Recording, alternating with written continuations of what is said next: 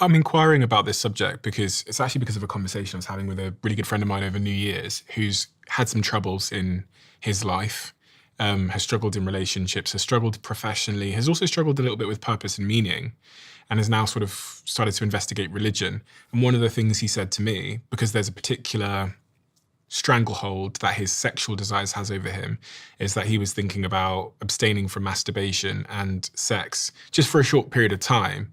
And I think actually the reason for that is kind of what you've described there, which is just to try and separate, get back control from desire. He'll need to meditate.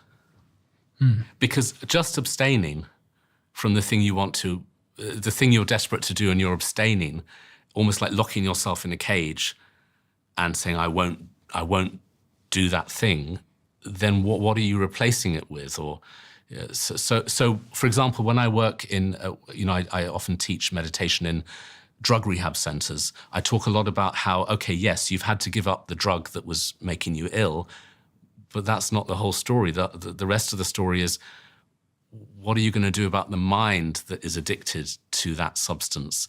And how are you going to resolve that? How are you going to fill the hole inside that was craving something? Okay. So with the meditation, you're not just giving up something, you're learning to fill your own spirit with something more positive for yourself. Almost to heal from the thing that had the desire. Yeah. Desire is such an interesting thing because we think we want something, but what's going on under the desire is a feeling of lack, a feeling of hopelessness, a feeling I don't have, there's something missing.